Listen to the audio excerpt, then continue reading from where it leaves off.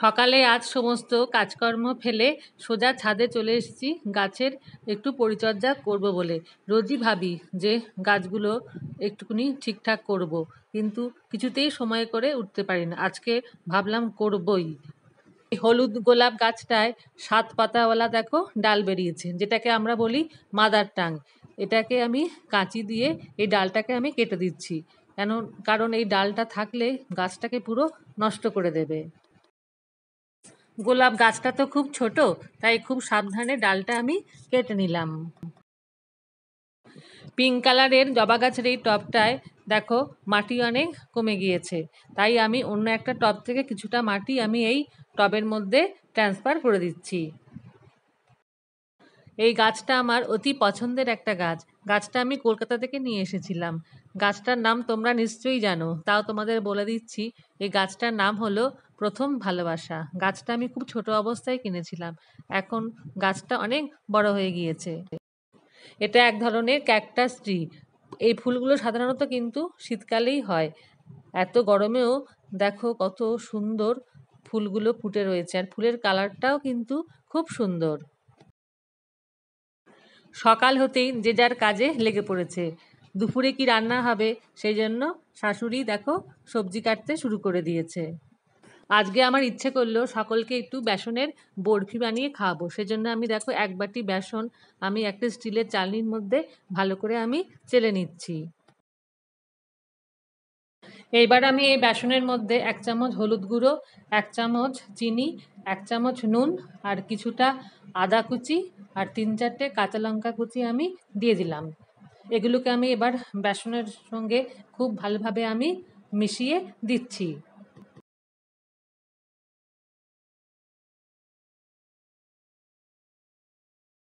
এইবার আমি অল্প করে করে জল আমি এই বেসনের মধ্যে দিয়ে বেসনটাকে খুব ভালোভাবে আমি ফেটিয়ে নিচ্ছি। একসঙ্গে বেশি জল আমি দেব না, তাহলে বেসনটা খুব পাতলা হয়ে যাবে।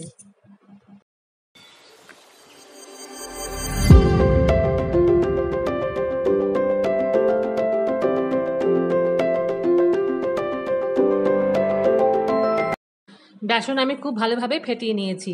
এবারে আমি এর মধ্যে 1 টুকরো পাতিলেবুর রস আর 1 চামচ মতো ইনো পাউডার ভালো করে মিশিয়ে দিলাম। 1 ঢাকনা মতো রিফাইন অয়েল আমি এর মধ্যে দিয়ে দিলাম। এতে বেসনের বরফিগুলো খুব সফট হবে। এদিকে আমি একটা কড়াইয়ের মধ্যে 1 কাপ মতো জল দিয়ে এর মধ্যে একটা স্ট্যান্ড বসিয়ে জলটাকে আমি গ্যাসটা সিমে করে একটু ভালো করে আমি গরম করে নিচ্ছি। এবারে আমি একটা অ্যালুমিনিয়াম বাটির মধ্যে অল্প একটু সাদা তেল ভালো করে মাখিয়ে এর মধ্যে বেসনের ব্যাটারটাকে আমি ঢেলে দিলাম। বাটিটাকে এবার কড়াইয়ের স্ট্যান্ডের ওপর বসিয়ে একটা কাঁচের ঢাকনা দিয়ে আমি এটা মিনিট 20 জন্য ঢেকে রাখলাম।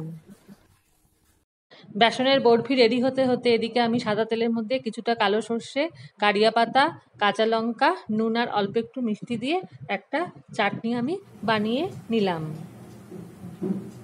মিনিট 20 বাদে একটা চাকু বসিয়ে দেখলাম যে বেসনের বরফি আমার একদম রেডি।